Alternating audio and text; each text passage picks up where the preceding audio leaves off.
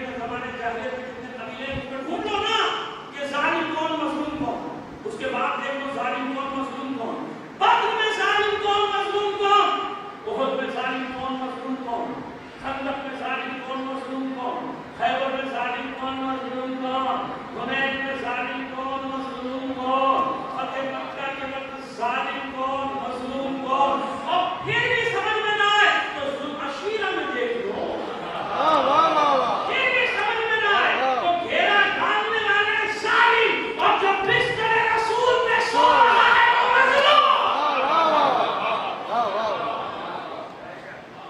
بستر رسول میں محو استراحت میں کون ہوا؟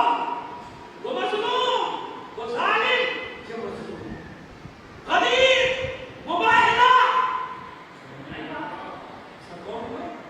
ظالم اور مظلوم کا فرق تلاش کرو، پھر بھی سمجھ میں نہ آئے تو اسی لیے تو ہر سال کربلا کی یاد بناتے ہیں، ظالم کون مظلوم کون،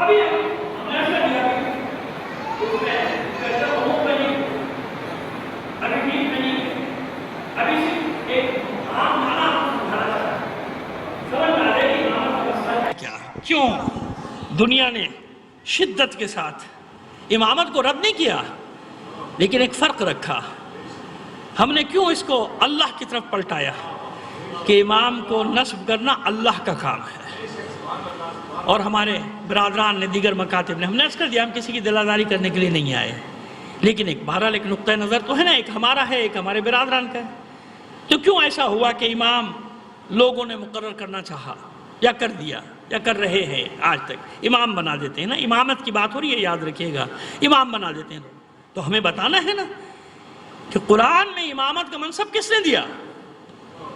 اللہ نے دیا نا، جناب ابراہیم ہو، انبیاء ہو، بنی اسرائیل کے ہم بنائیں گے، یہ امام بنانا یعنی حق کا امام بنانا کس کا کام ہے؟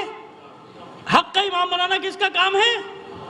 اللہ کا کام ہے، اللہ کا کام۔ اب آئیے اور آگے چلیں، ایک قدم اور آگے آپ کو بڑھا دیں، پھر انشاءاللہ کل سے شروع کریں گے۔ آپ کی توجہات میری ہی طرف ہے نا، ایک صلوات عنایت فرمائیے محمد آل محمد پر۔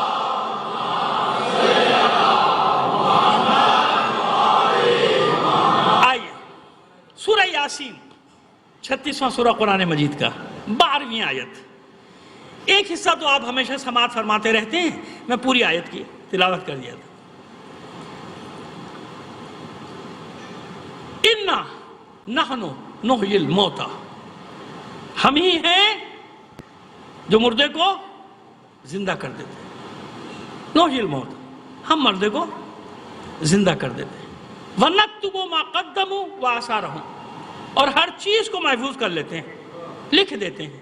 اب دیکھیں یہاں پروردگار عالم فرما رہا ہے ہم مردے کو زندہ بھی کر دیتے ہیں اور ہم لکھتے ہیں، تو اللہ لکھتا ہے کہ اپنے ہاتھ سے نہیں لکھتا نا۔ ایک چھوٹی سی بات سمجھ میں نہیں آتی ہمارے برادران کے کہ نہیں، جو کام اللہ کی مرضی سے ہوتا ہے نا، اللہ اس کو اپنی طرف پلٹاتا ہے۔ ہم یہ زندوں کی جان کون لیتا ہے؟ حضرت اسرائیل ہے نا، لیکن پروردگار فرماتا ہے یحیی و یمیت، وہی اللہ جو مارتا بھی ہے وہی زندہ کرتا ہے۔ تو اتنی سی بات سمجھ میں نہیں آتی کہ بعض کام ایسے ہیں جو اللہ کی مرضی سے ہو رہے ہیں، ساری کام اللہ کی مرضی سے ہو رہے ہیں، لیکن بتایا کچھ کاموں کو پروردگار نے اپنی طرف پلٹا دیا کہ بھئی اسرائیل کو رکھا ہے، وہ مار رہا ہے، یعنی میں مار رہا ہوں کیونکہ میں نے رکھا ہے نا۔ کرامن کاتبین لکھ رہے ہیں، مطلب میں ہی لکھ رہا ہوں، لکھتے تو وہ ہے نا بھئی، دو فرشتے بیٹھے ہوئے یہاں پہ لکھ رہے ہیں، آپ مانے نہ مانے لکھ تو رہے ہیں سب، کیونکہ آیت گواہی نکتب، ہم لکھتے ہیں، ہم لکھتے ہیں۔ کیا مطلب؟ اللہ کی مرضی کے بغیر نہیں لکھ رہے نا۔ اتنی ہی بات تو ہم سمجھانا چاہتے ہیں دنیا کو کہ اللہ کے بندو، جو کام اللہ کی مرضی سے ہو اللہ اسے اپنی طرف پلٹاتا ہے۔ ایک صلوات بھیج دیجئے محمد آل محمد پر۔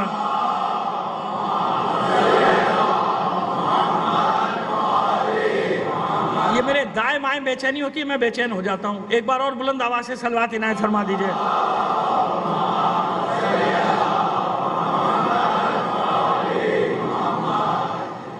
کتنی بار مثالیں دیں؟ اس کی مرضی سے ہو رہا ہے کام، اس کی مرضی سے ہو رہا ہے کام. کس نے پالا؟ پیغمبر ختم مرتبہ صلی اللہ علیہ وآلہ وسلم کو.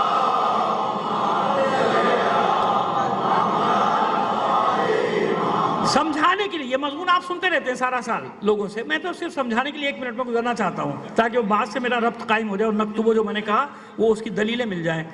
کس نے پالا؟ کس کے گھر میں پرورش ہوئی؟ کس کے آنگن میں پروان چڑھے؟ کس کی دولت خرچ ہوئی؟ کس نے دولت دی؟ لیکن کام ہے اللہ کی مرضی کا. جب کام اللہ کی مرضی کا ہے تو پروردگار عالم قرآن مجید میں کہہ رہا ہے الم یجد کا یتیما فآویٰ. اے حبیب جب یتیم پایا تو کیا ہم نے پناہ فراہم نہیں کی؟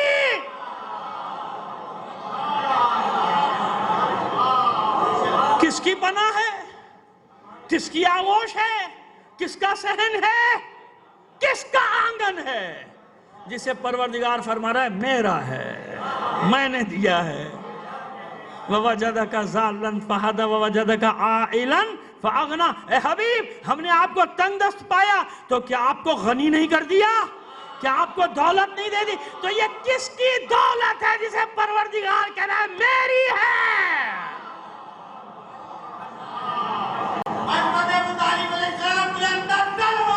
اللہ صلی اللہ. چلیے یہ تو بات کی بات. اس پہ تو ہم نے بھی بہت پڑھا، آپ نے بہت سنا، لیکن یہ جملہ صرف اس لیے تکرار کیا تاکہ وہ بات سمجھ میں آ جائے. وَنَكْتُبُ مَا قَدَّمُوا وَآثَارَهُمْ. اور ہم لکھتے ہیں. نکتبو ہم لکھتے ہیں بھائی، فرشتہ کا ذکر ہی نہیں ہے. مطلب کیا ہے کہ جو بھی لکھ رہا ہے میری مرضی سے لکھ رہا ہے. جب اس نے لکھا تو میں نے لکھا. بس یہی اصول ہر جگہ ہے. اگر ضرب میری مرضی کی ہوگی تو ضرب کو بھی میں اپنی طرف پلٹاؤں گا. علی ضرب لگائے گا، آواز آئے گی ضرب اللہ. علی ہاتھ اٹھائے گا، ذوالفقار ہاتھ میں لے گا، آواز آئے گی ید اللہ. علی شمشیر چلائے گا، آواز آئے گی سیف اللہ. علی نگاہ ڈالے گا تو نگاہ ربانی بن جائے گی، لسان عین اللہ بن جائے گا. اب وہ ساری تفصیلات آپ سنتے رہتے ہیں، آپ کا وقت نہیں لینا چاہتا. ایک بات سمجھانی تھی، سمجھ میں آ گئی؟ وَنَكْتُبُ مَا قَدَّمُوا وَآثَارَهُمْ.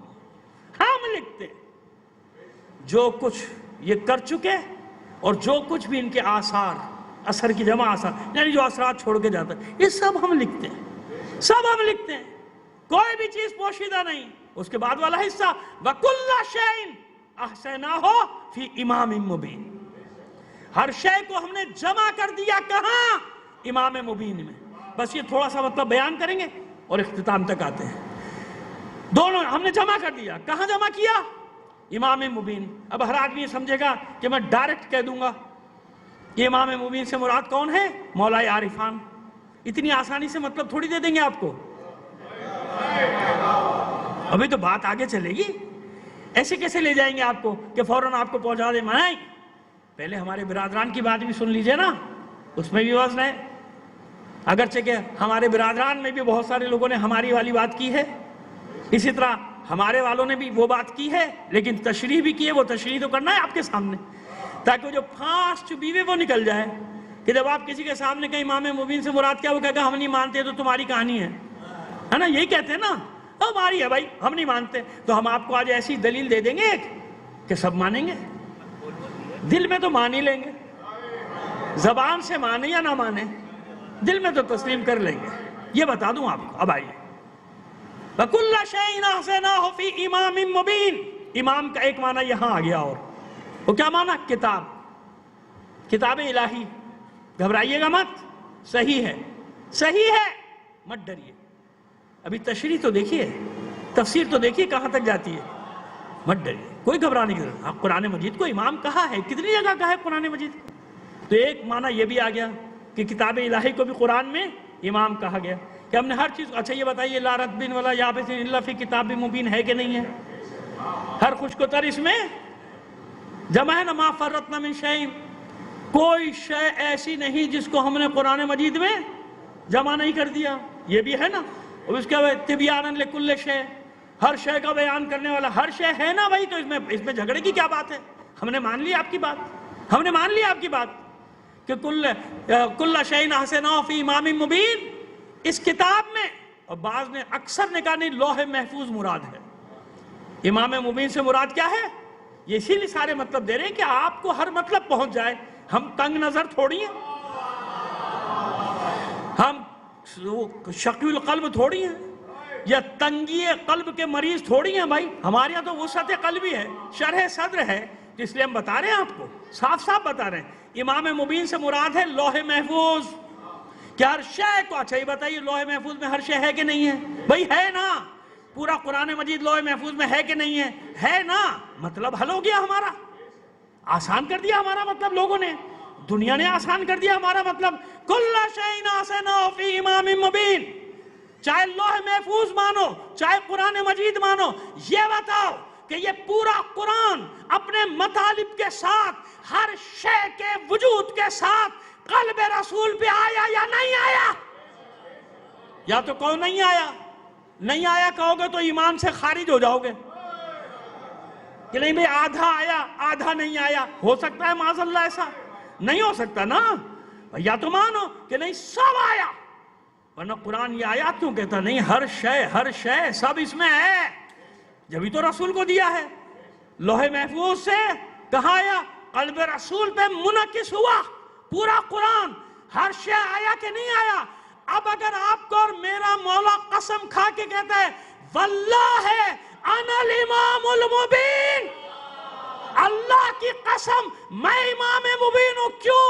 یہ میں ایسے نہیں کہہ رہا، یہ وہ اس علم کی بنا پر کہہ رہا ہوں جو رسول سے مجھے ورثے میں ملا ہے.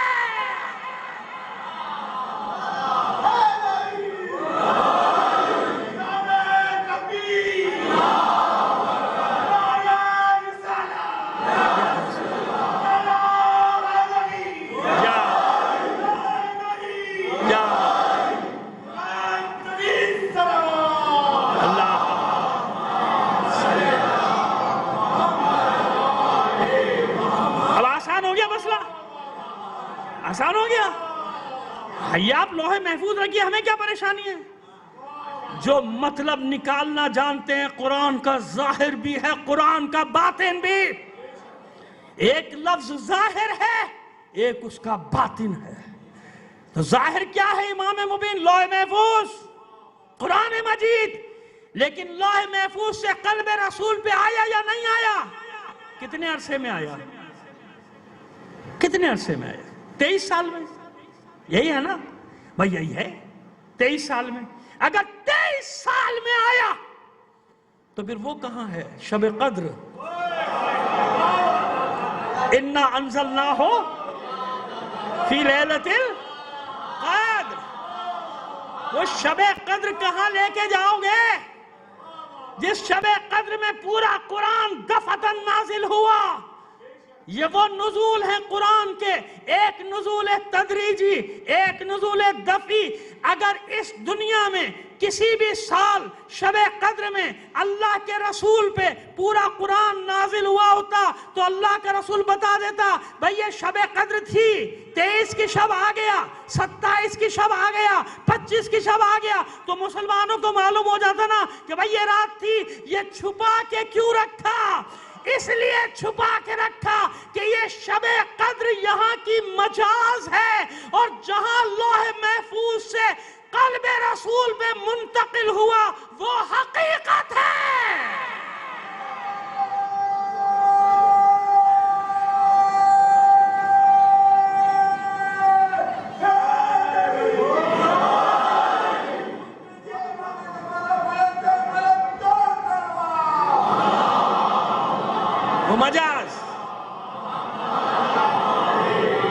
وہ مجاز ہے جو ہمارے لیے ہے، تاکہ تلاش کرو، اللہ کی عبادت میں مشغول رہو، رات بھر انتظار کرو، کچھ آنے والا ہے.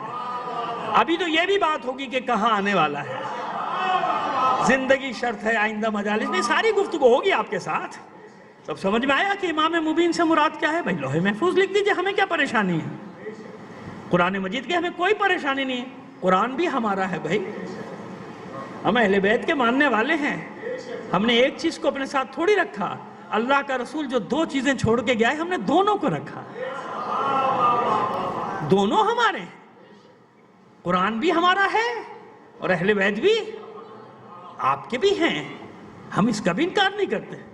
لیکن سیدھی سی بات ہے کہ امام مبین اگر قرآن ہے جب بھی، لوح محفوظ مراد ہے جب بھی، یہ سب آیا کہاں؟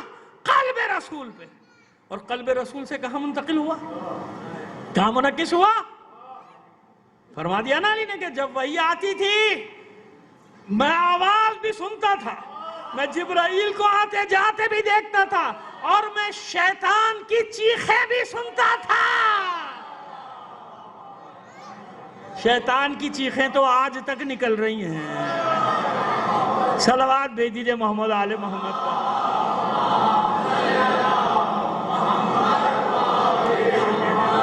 اور جیسا اللہ کے رسول کے پاس آتا تھا ویسا مجھے مل جاتا تھا. ہے نا وہ پرندے والی حدیث آپ جانتے ہیں، جیسے پرندہ اپنے بچے کو بھر آتا ہے. تو اب یہ تھوڑا سا تعارف ہوا. ابھی ہم تشریح کی امام کل سے انشاءاللہ چلیں گے. ابھی اور بتائیں گے کہاں کیا کیا معنی ہے اسی قرآن مجید. تو یاد رکھیے کہ لفظ امام پہ جھگڑا مت کیا کیجئے. ہم اپنے امام صاحب کو کیا کہتے ہیں؟ پیش امام صاحب کو پیش امام ہے نا. اور کبھی کبھی پیش کا لفظ بھی ہٹا دیتے ہیں. بھائی امام صاحب کو لے کر آؤ. اس وقت کوئی جھگڑا نہیں کرتا یہ امام صاحب کہاں سے آ گیا. نہیں، کہنے والا بھی جانتا ہے، سننے والا بھی جانتا ہے کہ بھئی اس سے مراد کیا ہے. یعنی جب لفظ کا استعمال کیا جاتا ہے نا، لفظ کے استعمال سے معلوم ہو جاتا ہے، اس کا مورد، اس کا محل بتا دیتا ہے کہ یہ کس معنی میں استعمال ہو رہا ہے نا. عین، اب ہے نا کتنے معنی ہیں. اگر کہا جائے قرۃ العین تو فوراً سمجھ میں آ جائے گا بھی آنکھوں کا نور. قرۃ العین یعنی آنکھوں کا نور. اور اگر عینک کہا جائے تو یہ جو میں پہنے بیٹھا ہوں یہ بھی عین سے ہی ہے نا بھائی. عین یعنی آنکھ ہے کہ نہیں ہے. عین یعنی چشمہ ہے. اگر عین الحیات اگر کوئی کتاب کا نام ہے تو کوئی نہیں کہے گا کہ حیات کا چشم، حیات کی عینک کہے گا کوئی؟ نہیں کہے گا نا. کہ زندگی کی عینک کہے گا کوئی؟ نہیں کہے گا. زندگی کا نور کہے گا نہیں. عین الحیات یعنی حیات کا چشمہ. عین الحیات یعنی، اور قرآن مجید نے عیون کہا کہ فی جنات عیون، جنت اور اس میں بہنے والے چشموں میں، نہروں میں.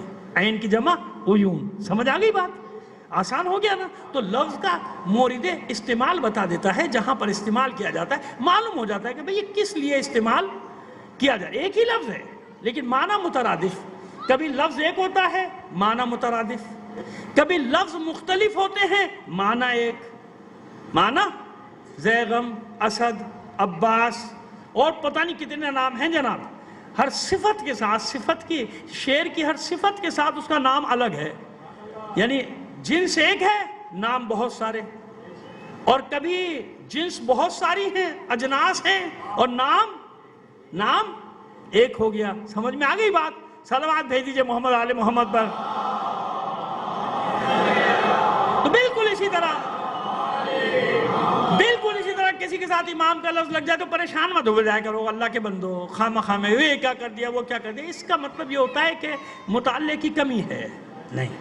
اور وہ کیوں ہو گئی بڑی معذرت کے ساتھ اس پر روشنی نہیں ڈال سکتا کہ نہیں. اگر آپ مجالس میں ان سارے موضوعات کو رکھیں گے تو لوگوں کا شعور بڑھتا چلا جائے گا، ان کے ذہن کی کھڑکیاں روشن ہوتی چلی جائیں، کھلتی چلی جائیں گی. نہیں بھائی اتنا تنگ نظر نہیں ہے ہم لوگ. ہم کیوں تنگ نظر ہونے لگے؟ ہمیں بات کرنا جانتے ہیں. ہم کوئی بندوقیں لے کے تھوڑی دوڑ رہے ہیں کسی کے پیچھے. مکالمہ شروع ہی ہم نے کیا. وہ تو جہاں جواب نہ ہو وہاں دوڑتا ہے تھانے ایف آئی آر کاٹو.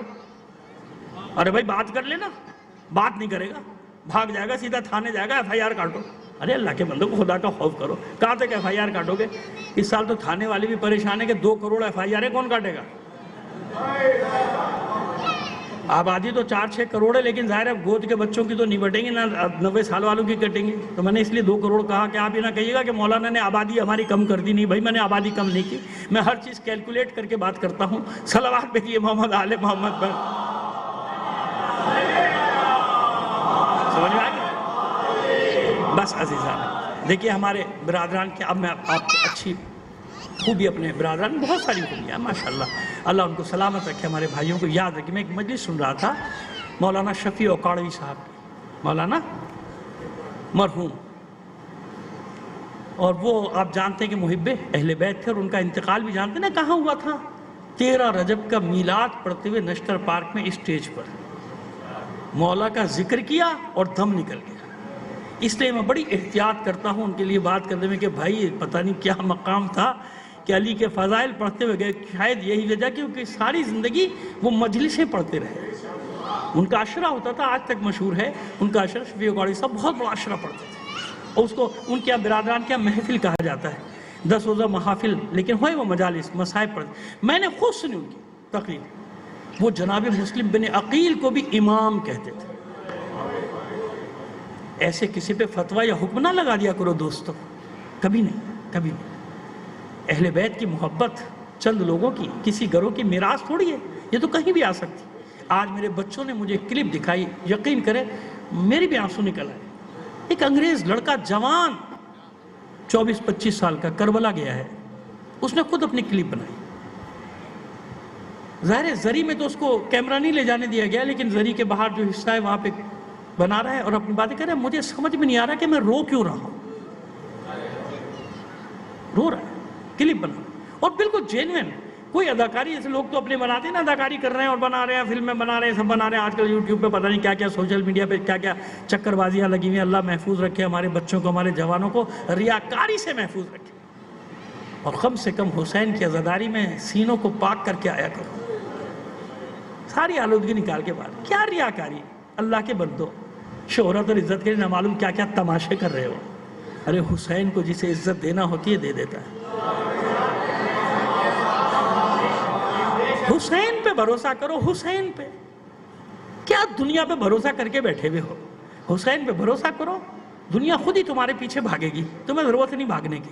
سمجھ میں آئی ہماری بات؟ تو میں نے اس کو دیکھ رہا تھا، وہ روئے جا رہا، آنسو بہہ جا رہے ہیں اس کے، اور انگلش میں ساری بچوں نے مجھے دکھایا کہ دیکھیں یہ بھی تازہ آئی، کہہ رہے مجھے یہ سمجھ میں نہیں آ رہا کہ میرے آنسو کیوں نکل رہے ہیں، مجھے کچھ نہیں معلوم، میں جو یہاں دیکھ رہا ہوں اس میں سوائے روحانیت کے کچھ بھی نہیں ہے۔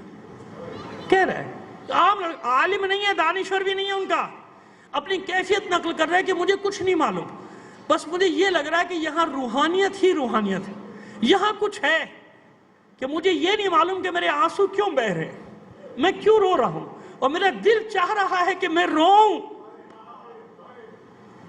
اب اندازہ ہوا، اس لیے میں نے کہا کہ محبت حسین محدود نہیں ہے، محبت حسین کسی کی میراث نہیں، یہ حسین کا عشق تو کہیں بھی آ سکتا ہے، یہ حسین کا عشق تو کہیں بھی جا سکتا ہے۔ تو اب مجھے بتائیے، میں نے جس عالم کا آپ کے سامنے نام لیا، اس نے کہا امام مسلم بن عقیل، امام، اور میں اس وقت یہ سوچ رہا تھا، میں نے کہا امام مسلم بن عقیل تو امام نہیں، امام کیوں کہتے ہیں؟ میں والد مرحوم سے پوچھا تھا، والد نے کہا بیٹا یہ عقیدت میں کہتے ہیں، ان کی، میں سوچتا تھا ان کی عقیدت تھی مسلم بن عقیل کو، وہ مسلم بن عقیل جو اپنے آپ کو حسین کا غلام کہتے ہیں، چچا زاد بھائی ہیں، لیکن ہمیشہ آقا کہا ہے، سید و سردار کہا، حسین بھائی کہتے تھے، مسلم بن عقیل نہیں، عباس نہیں۔ عزیزو، یہ پہلی تاریخ کو ہمیشہ میں پڑھتا ہوں فرزندان مسلم کی شہادت، کیونکہ اور کوئی مجھے موقع نہیں ملتا کب ان بچوں کی مظلومیت کا ذکر کروں، اور جب سے میں زیارت کر کے آیا نا، برسوں پہلے جب گیا تھا پہلی بار، اس وقت سے میری کیفیت اور عجیب ہو گئی کہ آج تک وہ بیچارے دیار غیر میں، غربت کے عالم میں ان کی قبریں ہیں، اور مجھ گناہگار کو یہ موقع بھی ملا، اوروں کو بھی ملا، میں نہیں کہہ رہا کہ میں اکیلا ہوں، کہ موقع بھی ملا کہ اصل قبر تک مجھے لے جایا گیا، وہ نیچے جو تہہ خانے میں، اور وہ دیکھا میں نے آج تک ان اصل قبروں سے بے کسی ٹپک رہے۔ جانتے ہیں نا، جناب مسلم نے وصیت کی تھی کہ دیکھو میرے 2 بچے بھی میرے ساتھ ہیں، چھوٹے ہیں، مجھے مار دو، میرے بچوں کو مدینے پہنچا دینا، لیکن نہیں، کیا کیا گیا؟ انہیں زندان میں ڈال دیا، تاریک زندان، جہاں نہ دن کا پتہ نہ رات کا، تہہ خانوں میں زندان ہوتے تھے، 10-10 گز 20-20 گز نیچے، انہیں کیا معلوم، بس انہیں یہ معلوم تھا کہ شام ہوتی ہے تو داروغہ زندہ ایک بار روٹی لے کے آتا ہے، تو وہاں سے وہ اپنے اوقات نماز کا تعین کر لیتے تھے کہ اب مغرب ہوئی ہے، اب اس کے بعد اتنے گھنٹے بعد اتنی ساعت بعد، ایسا اپنے اندازے سے بیچارے چھوٹے چھوٹے بچے تھے نمازیں پڑھتے. یہ چھوٹے چھوٹے معصوم بچے جو بیٹھے ہیں نا، 2-3 مصائب میں ان بچوں کے لیے پڑھتا ہوں، اور وہ آج کے مصائب بھی ان بچوں کی نظریں کر رہا ہوں کہ سنو بیٹا، اہل بیت کے بچے کیسے تھے اہل بیت کے بچے، اور کیا سبق دے کر گئے ہم لوگ. خود دن گزر گئے، کتنے دن نہیں معلوم. ایک دن دونوں بھائیوں نے بات کی کہ کیوں نہ اس سے بات کریں، گفتگو تو کریں، کوئی راستہ نکلے ہمارے نکلنے کا. آج شام کو آئے گا داروغہ. جب داروغہ آیا تو جب رکھ کے جانے کا، بھائی ایک بات سن لے. کہو کیا کہنا چاہتے ہو؟ کہتا ہی بتا، محمد عربی کو جانتا ہے؟ تعارف محمد العربی؟ کہا کیسی باتیں کرتے ہو، مسلمان ہو، کلمہ پڑھتے ہو، محمد عربی کا کیوں نہیں ہے؟ پھر پوچھا تعارف علی ابن ابی طالب، علی ابن ابی طالب کو بھی پہچانتا ہے؟ حل تعارف، کیا جانتا ہے؟ کہا کیوں نہیں جانتا ہو، میرے رسول کا بھائی بھی ہے، اس کا داماد بھی ہے، اور حسنین کا بابا بھی ہے، جوانان جنت کا بابا بھی ہے، جوانان جنت کے سردار کا بابا بھی. ہمت بڑی. یہ بتا عقیل کو بھی جانتا ہے، عقیل ابن ابی طالب کا. حیران ہو کر کہتا ہے بچوں تو اب نام تم کیوں لے رہے ہو، تمہارا کیا واسطہ ان ناموں سے؟ کہا بھائی ہم خاندان رسالت کے چشم و چراغ ہیں، ہم مسلم بن عقیل کے بیٹے ہیں، ہم پر احسان کر، ہمیں آزاد کر دے، مدینے جا کے اپنے چچا حسین سے تجھے بہت انعام دلوائیں. وہ سمجھ گیا کہ بچوں کو کچھ بھی نہیں معلوم کہ کیا ہوا. قدموں میں گر گیا کہ تم نے مجھے اب تک بتایا کیوں نہیں تھا کہ تم خاندان رسالت کے چشم و چراغ. وہ بیچارہ داروغہ سپاہی، اسے کیا معلوم، ہو تو اپنی نوکری کر رہا ہے، مگر دل میں تو محبت ہے نا اہل بیت کی. کھول دیا ان کی زنجیریں، کھول دی، دروازہ کھول دیا. کہو نکل جاؤ، رات کی تاریکی میں جو بھی میرے ساتھ ہوگا میں نپٹ لوں گا. تم جاؤ، دیکھو صبح ہونے سے پہلے کوفے سے باہر نکل جانا، ورنہ تمہیں پکڑ لیں گے تو اب زندہ نہیں چھوڑیں گے. بچے جانے لگے، شکریہ ادا کر کے دامن تھام لیا. کہ ٹھہرو، دیکھو اب میں تھوڑی دیر بعد مار دیا جاؤں گا. جذبہ قربانی کا جذبہ، میں مار دیا جاؤں گا، میں قتل کر دیا. لیکن اے شہزادو، تم خاندان رسالت کے چشم و چراغ ہو، وعدہ کرو قیامت کے دن میری شفاعت کرو. اب دیکھیے اس معمولی سپاہی کو کتنا یقین ہے، مسلم کے بچوں کی شفاعت پر بھی اسے یقین، اور بچوں کو بھی اپنی شفاعت پر اتنا یقین ہے. ایک ایک ہاتھ دونوں بھائیوں نے اس کا تھام کر کہا تجھ سے وعدہ رہا جنت میں داخل نہیں ہوں گے تیرے بغیر. نکل گئے بچے، رات بھر بھٹکتے رہے. کوفے سے باہر تو نکلے مگر مدینے کا راستہ نہ مل سکا. فرات کے ساحل پہ، جس کو آج مسیب کی بستی کہا جاتا ہے، یہاں پہنچے. صبح ہونے لگی. دونوں بچوں نے جلدی سے نماز ادا کی فجر کی، اور ایک جوہر کے ساتھ، جوہر تو سمجھتے ہیں نا تالاب جو بن جاتے ہیں نہروں کے اور دریاؤں کے کنارے پہ، جوہر کے ساتھ ایک درخت تھا، درخت پہ چڑھ گئے، چھپا لیا. پھر دن بھر اس پہ رہیں گے، جب رات ہوگی تو پھر مدینے کا راستہ کسی سے پوچھ کر آگے جائیں گے. لیکن ہوا یہ کہ حارث ملعون کی مومنہ زوجہ کی کنیز پانی بھرنے کے لیے جوہر پہ آئی. ابھی سورج نہیں نکلا لیکن صبح کی سفیدی نمودار ہو گئی، اور اس روشنی میں اس نے دیکھا کہ پانی میں 2 چاند سے چہروں کا عکس. حیران ہو کر کہتی ہے میں نے ایسے چہرے نہیں دیکھے. کہاں کے شہزادے ہو؟ نیچے آ جاؤ، جان کی امان ہے، مت ڈرو. دونوں شہزادے چھوٹے بچے نیچے آ گئے. کہا کس ملک کے شہزادے؟ کہا بات سن بی بی مومنہ، ہمیں مدینے کا راستہ بتا دے بس. کہا کیا کرو گے مدینے جا کے، کون ہو تم؟ کہا مسلم بن عقیل کے یتیم، کوفیوں نے دغا کی ہے، بے وفائی کی ہے، ہمارا بابا شہید ہو گیا، ہمیں اپنے چچا حسین کے پاس جانا ہے، ہمیں راستہ بتا. وہ مومنہ گھبرا کے کہتی ہے کہ جلدی چلو، میرے ساتھ چلو. دل میں اس وقت تم سفر نہیں کر سکتے، میری مالکن مومنہ ہے، اہل بیت کی چاہنے والی ہے، کنیز زینب ہے، کنیز زہرا ہے، وہ کوئی نہ کوئی راستہ نکالے گی، جلدی چلو روشنی ہونے سے پہلے پہنچو۔ دونوں شہزادوں کو لے کر زوجہ حارث نے دیکھا دونوں بچوں کو، خوش ہو گئی، شکر ادا کیا، بچوں تم محفوظ جگہ ہو، کل ایک قافلہ جانے والا ہے، اس میں چھپا کے تمہیں مدینے بھیج دوں گی، اور دیکھو میری شہزادیوں سے میرا سلام کہہ۔ کب سے بچے قید میں تھے، انہیں نئے لباس دیے، ان کے لیے بہترین غذا تیار کی، شام ہوئی تو ایک کوٹری میں لے جا کر کہتی ہے بچوں مجھے معاف کر دینا، میرا شوہر حارث ابن زیاد کے دربار میں نوکر ہے، مجھے ڈر ہے کہیں انعام کے لالچ میں تمہاری شکایت نہ کر بیٹھے، جیسا رات یہاں گزار لو، جب وہ صبح چلا جائے گا پھر تمہیں میں آزاد کر دوں گی، یہاں سے نکال دوں گی، مدینے بھیجوں۔ دونوں بچے کوٹری میں سو گئے۔ حارث ملعون آیا، کھایا پیا، پوچھا زوجہ نے دیر کیوں ہوئی، بتایا وہ مسلم کے بچے فرار ہو گئے، کیسے ڈھونڈ رہا ہوں، بڑا انعام رکھا ہے، نہیں ملے، کہا چھوڑ ان کا پیچھا، کیوں اللہ رسول کی دشمنی مول لیتا ہے، معصوموں کا پیچھا کر کے، خیر سو گیا۔ ادھر یہ ہوا کہ چھوٹے بھائی کی اچانک آنکھ کھلی، نصف شب کے بعد بڑے بھائی کا شانہ پکڑ کے لاتا ہے، بھیا اٹھو بھیا اٹھو۔ بڑا بھائی اٹھا، کہا بھیا میں نے ابھی ایک خواب دیکھا ہے۔ کیا خواب دیکھا؟ بھیا میں نے خواب میں دیکھا ہے اللہ کے رسول کو، ہمارا بابا مسلم ان کی خدمت میں آیا ہے، رو رہا ہے، اور رسول پوچھ رہے ہیں کہ مسلم میرے بچوں کو، اپنے بچوں کو کہاں چھوڑ آئے ہو؟ اور ہمارا بابا رو کر کہتا ہے اللہ کے رسول میرے بچے ابن زیاد کی قید میں ہیں۔ اطمینان دلاتا ہے اللہ کا رسول، مسلم اطمینان رکھو، ابھی تمہارے بچے تمہارے پاس آنے والے۔ بڑے بھائی نے کہا بھیا میں نے بھی یہی خواب دیکھا ہے۔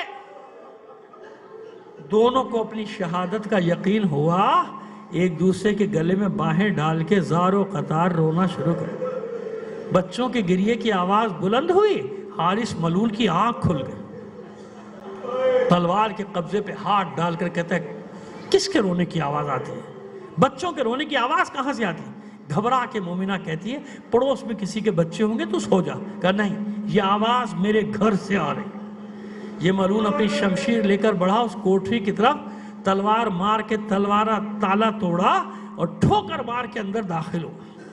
اور جب اندر داخل ہوا تو کیا دیکھا کہ دونوں معصوم بچے ایک دوسرے کے گلے میں باہیں۔ یقین جانیے میں اتنے سخت جملے نہیں پڑھتا، مگر کیا کروں ان بچوں کے باب میں مجھے پڑھنا پڑتا ہے کہ اس ملعون نے ٹھوکروں سے مارنا شروع کیا بچوں، ان کے سر پہ ٹھوکریں، ان کے چہرے پہ ٹھوکریں، اتنا مارا ٹھوکروں سے بچوں کے دندانے مبارک ٹوٹ گئے، لہو لہان ہو گئے، ناک سے خون، منہ سے۔ مارتا جاتا ہے، کہتا جاتا ہے میرے گھر میں چھپے ہو، میں سارا دن ڈھونڈتا رہا، رسیوں سے باندھا اس نے ان دونوں معصوم بچوں کو، گھسیٹتا ہوا نکلا، غلام کے ساتھ، بیٹے کے ساتھ تمہیں ضرور قتل کروں گا، تمہارے قتل کر کے تمہارا انعام۔ وہ مومنہ اس کے قدموں میں گر پڑی، چھوڑ دے، جو انعام ہے میں دوں گی، ان بچوں کو چھوڑ دے گا، نہیں مجھے ان کو قتل کر کے حاکم کی خوشنودی بھی چاہیے، میرا منصوبہ بڑھے گا۔ بیٹے غلام کو ساتھ لیا، گھسیٹتا جاتا ہے بچوں کو پیچھے پیچھے، مومنہ روتی پیٹتی ساحل کے پاس آیا، قتل کرنا چاہتا تھا۔ بچوں نے کہا ٹھہر، عربوں کا قاعدہ ہے 3 میں سے ایک بات مانتے ہیں۔ کہا کیا بتاؤ پہلی بات؟ کہا پہلی بات یہ ہمیں مدینے پہنچا دے، جو تو چاہتا ہے ہم وہ تجھے دلوا دیں گے چچا سے۔ سمجھ گیا حارث کے بچوں کو نہیں معلوم کیا ہو گیا۔ کہا نہیں یہ ناممکن ہے۔ کہا اچھا ہمیں ابن زیاد کے پاس لے چل، وہ جو فیصلہ کرے۔ کہا یہ بھی نہیں، تم اتنے چھوٹے ہو کہ ابن زیاد تمہارے قتل کا حکم واپس نہ لے لے، نہیں لے کے جاؤں گا، میرا انعام رہ جائے گا۔ کہا تیسری شرط، تیسری بات جانتے کیا رکھی؟ کہا اچھا پھر ایسا کر، ہمیں اتنی مہلت دے دے، ہم 2 رکعت نماز پڑھ۔ میرے بچوں، میرے معصوم بچوں، میرے نوجوان، خدا کے لیے ادھر ادھر نہ جانا، یہ ہے اہل بیت کا راستہ، خدا کی قسم یہ ہے اہل بیت کا راستہ۔